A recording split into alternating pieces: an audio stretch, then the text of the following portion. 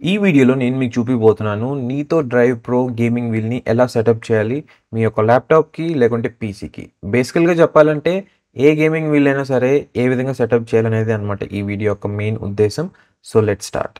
నేనైతే ఈ వీడియోలో స్టెప్ బై స్టెప్ ప్రాసెస్ అయితే ఎక్స్‌ప్లెయిన్ చేస్తున్నాను. సో మీకు ఎటువంటి కన్‌ఫ్యూజన్ ఉండదు. అండ్ ఆల్సో మీరు కరెక్ట్‌గా అయితే కనెక్ట్ చేయగలరు మీ యొక్క గేమింగ్ వీల్‌ని మీ యొక్క ల్యాప్‌టాప్ ఆర్ పీసీకి.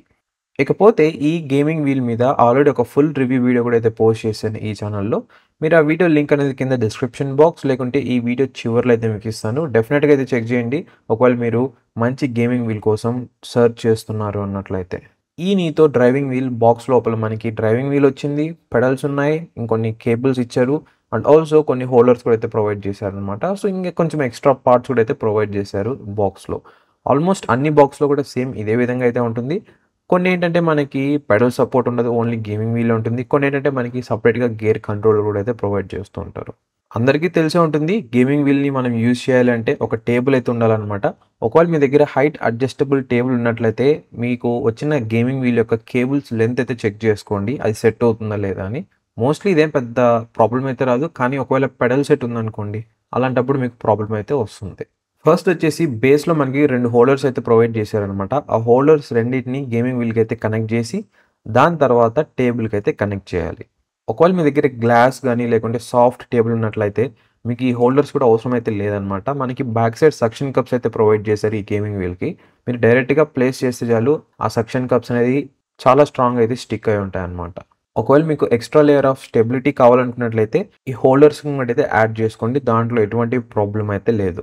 తర్వాత మీరు చేయాల్సింది పెడల్ సెట్ నుంచి ఒక కేబుల్ అయితే ప్రొవైడ్ చేస్తారనమాట. ఆ కేబుల్‌ని గేమింగ్ వీల్‌కి అయితే కనెక్ట్ చేయాలి. ఇది చూడటానికి మనకి ఇంటర్నెట్ కేబుల్ ఉంటుంది చూసారా? ఆ విధంగా అయితే ఉంటుంది. బట్ ఫుల్ సైజ్ అయితే కాదు. కొన్ని months back gaming wheel review చేస్తున్నప్పుడు యాక్సిడెంటల్‌గా నేనైతే దీన్ని నా ల్యాప్‌టాప్‌కి వచ్చిన ల్యాన్ పోర్ట్‌కి అయితే కనెక్ట్ చేసేసాను. నాకసలు అర్థం అవ్వలేదు. ఏమైంది? ఏంటి? అసలు ఎందుకు చూపియట్లేదు ఏంటి? అని చెప్పి. తర్వాత అర్థమైంది ఇదొచ్చి గేమింగ్ వీల్‌కి అయితే కనెక్ట్ చేయాలని. సో, ఇక్కడ మీరు కన్‌ఫ్యూజ్ అయితే పడకండి. పెడల్ నుంచి వచ్చిన కేబుల్ అనేది గేమింగ్ వీల్‌కే కనెక్ట్ చేయాలన్నమాట.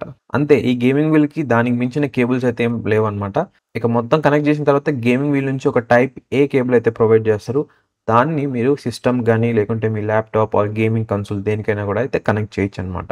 అండ్ ఆల్సో గేర్ ఐకాన్ పక్కన ఒక చిన్న కేబుల్ అయితే ప్రొవైడ్ చేస్తారు. ఆ కేబుల్‌తో మీరు ఎక్స్‌ట్రా ఎలిమెంట్స్ ఎక్స్‌ట్రా థింగ్స్ అయితే యాడ్ చేసుకోవచ్చన్నమాట. లైక్ ఒక డిస్‌ప్లే మీటర్ అని, ఇవని కొన్ని ఎక్స్‌ట్రా యాక్సెసరీస్ అయితే ఉంటాయి. అవైతే కనెక్ట్ చేసుకోవచ్చు. నాకు తెలిసి అందరూ ల్యాప్‌టాప్‌కి లేకుంటే పీసీకే కనెక్ట్ చేస్తుంటారు ఈ గేమింగ్ వీల్‌ని. కనెక్ట్ చేశాక మీరైతే కొన్ని డ్రైవర్స్ అయితే డౌన్‌లోడ్ చేసుకోవాలన్నమాట. ఈ డ్రైవర్స్‌ని ఎక్కడి నుండి డౌన్‌లోడ్ చేసుకోవాలంటే ఇన్‌స్ట్రక్షన్ మాన్యువల్‌లో ఒక్కొక్క గేమింగ్ వీల్‌కి ఒక్కొక్క వెబ్‌సైట్ అయితే ప్రొవైడ్ చేసుంటారు. సో, ఆ గేమింగ్ వీల్ యొక్క అఫీషియల్ వెబ్‌సైట్‌లోకి వెళ్ళినట్లయితే అక్కడ నుంచి డ్రైవర్స్ అనేది డౌన్‌లోడ్ చేసుకొని ఇన్‌స్టాల్ అయితే చేసుకోవాలన్నమాట. కొన్ని గేమింగ్ వీల్స్ ఏంటంటే డైరెక్ట్‌గా అయితే మనకి కనెక్ట్ చేసిన వెంటనే వర్క్ అవ్వడం స్టార్ట్ అవుతాయన్నమాట. కొన్నైతే సపోర్ట్ అవ్వవు.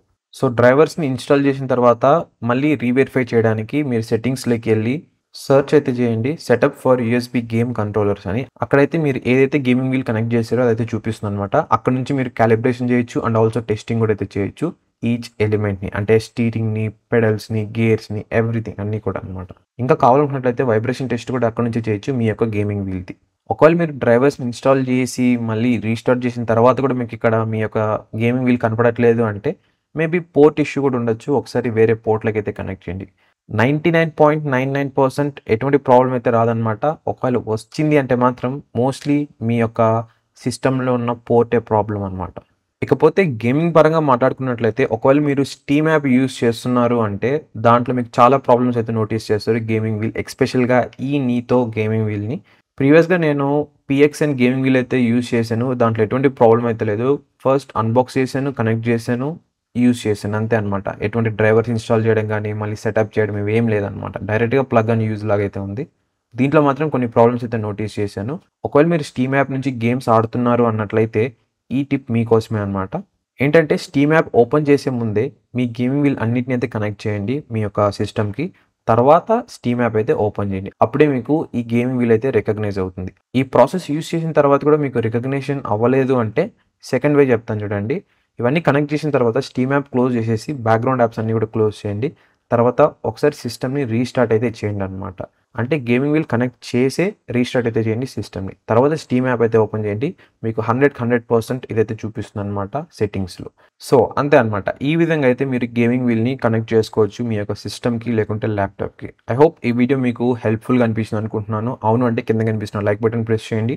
అండ్ ఇక్కడ కనిపిస్తున్న వీడియో అనేది ఫుల్ రివ్యూ అనమాట. ఈ నీతో డ్రైవ్ ప్రో. అండ్ ఇంకొక వీడియో వచ్చేసి ఆల్రెడీ నేను ప్రీవియస్‌గా చాలా నెలల క్రితం రివ్యూ చేసిన పీఎక్స్ఎన్ గేమింగ్ వీల్‌ది. అది కూడా చాలా బాగుంది. సో, ఒకవేళ మీరు మంచి గేమింగ్ వీల్ అండర్ ₹10,000 లోపల కావాలనుకున్నట్లయితే ఈ 2 గేమింగ్ వీల్స్ చాలా బెస్ట్ ఆప్షన్ అనమాట. ఒకసారి చెక్ చేయండి ఈ 2 వీడియోస్ మీకు డీటెయిల్‌గా అయితే తెలుస్తుంది. దాంట్లో ఉన్న good things and bad things.